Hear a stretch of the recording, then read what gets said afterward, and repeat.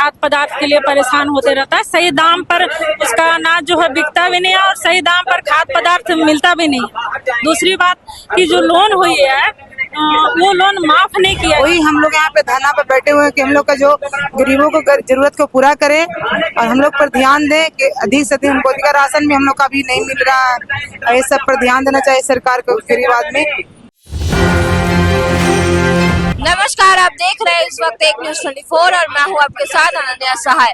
इस वक्त जहां पर हम मौजूद है वो है हमारे अन्नदाताओं के बीच में, किसानों के बीच में, जो हम सभी के अन्नदाता है, जो खेती करते हैं तो हमारा पेट पलता है। वो लोग आज धरने पे बैठे हुए हैं, महिलाएं भी है, पुरुष भी है। जानते हैं आखिर क्या कारण है कि इस चिलचिलाती धूप में इन्हें धरने पे बैठना पड़ा है। क्या कारण है मैडम? नमस्कार। आप लोग किसान संघ से हैं, क्या कारण है कि आज आप लोग इस धूप में देखिए, कारण तो बहुत सारा है। पहला नंबर है कि किसान जो है खाद्य पदार्थ के लिए परेशान होते रहता है। सही दाम पर उसका अनाज जो है बिकता भी नहीं है और सही दाम पर खाद्य पदार्थ मिलता भी नहीं। दूसरी बात कि जो लोन हुई है वो लोन माफ नहीं किया गया है। केसीसी लोन तो माफ होना चाहिए, लोन माफ नहीं हो उसके लिए भी हम लोग परेशान होते हैं। और किसान भाई जो है मतलब वृद्धा पेंशन के लिए भी परेशान रहते हैं। हम लोग बहुत सारे समस्या से जूझते रहते हैं, तो ये सब समस्याओं के लिए यहाँ पे हम लोग बैठक कर रहे हैं। बाकी जो है बोलिए आप क्या कहना चाहेंगे, क्या ऐसी दिक्कत हो गई कि सरकार के सामने खड़ा होना? जी नमस्कार मैम, हम तो यही कहना चाहिए कि जो गरीब लोग हैं, जो कोई चीज मिलता है तो गरीब लोग के पहुंच नहीं पाता है। जो ऊपर से तो सरकार देते हैं, बाकी बड़े बड़े लोग खा जाते हैं, गरीब के पास पहुंचता नहीं। गरीब तो ऐसे ही मर रहे हैं। वही हम लोग यहाँ पे धरना पर बैठे हुए हैं कि हम लोग का जो गरीबों को जरूरत को पूरा करें और हम लोग पर ध्यान दें कि अधिक से अधिक हमको का राशन भी हम लोग का अभी नहीं मिल रहा है। ये सब पर ध्यान देना चाहिए सरकार को, गरीब आदमी कैसे मतलब मर रहे हैं। और जो बड़ा आदमी तो है, जो पैसे वाला है, जो पैसे वाला ही पैसे कमा रहे हैं, गरीब आदमी जहाँ है जहाँ मर रहे हैं। ठीक है, थैंक यू। दिक्कतों के बारे में बता रहे हैं, अपने मांगों के बारे में बता रही है और भी लोगों से पूछते हैं कि आखिर उनकी क्या दिक्कत है। देखिए, किसानी घाटे का सौदा बना हुआ है, क्योंकि किसान, हमारा देश कृषि प्रधान देश है, कहने के लिए देश है, लेकिन किसानों की प्रधानता नहीं ली जा रही है। आज किसानों के लिए बिजली की समस्या है, किसान को सही ढंग से पटवन नहीं हो पा रहा है, किसान किसी तरह से अन्न उपजा भी रहा है, उसको बाजार नहीं मिल रहा है। पहले बाजार समितियां थी, लेकिन आज बाजार समितियां सारी बंद है, तो किसान फसल उपजा करके कहाँ बेचेगा? तो किसान के साथ समस्या है। दूसरी बात, किसानों को जो भी खेत में डालने के लिए खाद बीज वगैरह की सुविधा जो है वो सरकार दे रही है, लेकिन बहुत महंगे दर पर दे रही है। उसमें कोई सब्सिडी नाम का चीज नहीं है। तो जब तक ये सरकार सब्सिडी नहीं देगी तो किसान कभी भी सही ढंग से फसल उपजा नहीं पाएगा।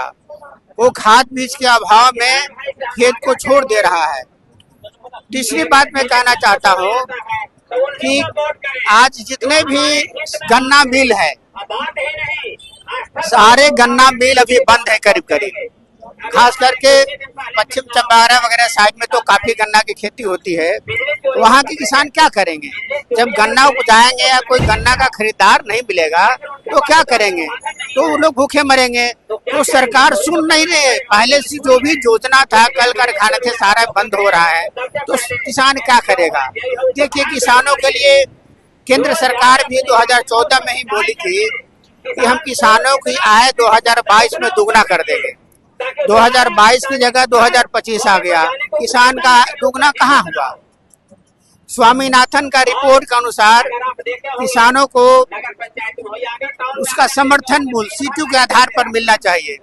अभी किसानों को मूल्य देने के लिए सरकार के पास पे कोई भी कानून ऐसा नहीं है जिससे कि किसानों का आय दुगना हो सके, उसका समर्थन मूल्य मिल सके। तो बहुत सारे समस्याएं हैं, पटवन की समस्या है, खाद बीज की समस्या है, किसान के बाल बच्चों को पढ़ाने के लिए उसके पास धन का कमी है, इसलिए किसान का बाल बच्चा पढ़ नहीं पा रहा है। तो ये सब बहुत सारी समस्या हैं। इसी सारे समस्या को लेकर के हम लोग यहाँ राजनीतिक तीसरा मोर्चा का जितने भी घटक दल हैं सब लोग यहाँ धरना पर बैठे हैं और इस बार तीसरा मोर्चा के माध्यम से 243 सीट पर हम लोग कैंडिडेट खड़ा कर रहे हैं और जो भी यहाँ की नकारा सरकार है, जो जनता की आवाज को नहीं सुन रही है, उसको बाहर का रास्ता दिखाने का काम करेंगे। मेरा नाम VV सिंह है, मैं तीसरा मोर्चा का संयोजक हूँ। धन्यवाद। आप क्या कहना चाहेंगे अगर सरकार नहीं सुनती है आप लोगों की मांगों को तो क्या? सरकार नहीं सुनेगी तो उसको सत्ता से बाहर करेंगे। हम लोग का राजनीतिक तीसरा मोर्चा बना हुआ है और हम 243 सीट पर लड़ेंगे और मेरे पार्टी में राजनीतिक तीसरा मोर्चा में 15 को किसान मजदूर की छोटी छोटी पार्टियां जुड़ी हुई है और मेरा गठबंधन है और पूरे देश पर फिर हम लोग किसानों की राज होगी। जो किसान की बात करेगी वही देश पर राज करेगी, यही हम लोग को नारा है। और किसान खेती को उद्योग का दर्जा देंगे और अपना MSP खुद तय करेगी किसान। और जब तक किसान MSP पर खरीदगी नहीं होगा हम लोग उसको अन्न नहीं देंगे। क्या नौकरी करने वाला क्या पैसा खाएगा? पैसा नहीं खाएगा, जब खाएगा अनाज खाएगा और अनाज ही खाएगा। इतना कोरोना हुआ, किसान ही देश को बचाया, लाज बचाया, न कि केंद्र सरकार। केंद्र सरकार लूट के रख दिया। कोरोना में जितना जो मंत्री संतरी विधायक अफसर ही चला गया ऊपर। खूब चोरी करो, बेईमानी करो। भगवान उसको कटनी छटनी करने के लिए कोरोना लाए थे और एक भी किसान मजदूर कोरोना में नहीं मरा। ये चैलेंज है, इसलिए सरकार होश में आए। तीसरा मोर्चा आ रहा है, गद्दी खाली करो। बड़ी बात यह है कि किसानों ने जिस तरीके से हर वक्त देश की इज्जत बचाई है, धरती से सोना उपजाने का काम किया है, वही किसान जो है आज धरती पर बैठे हुए हैं, सरकार से अपने लिए मदद मांग रहे हैं। तो कहाँ है नीतीश कुमार, कहाँ है नीतीश सरकार? इनकी बातों को कौन सुनेगा और इनको जवाब भी कौन देगा?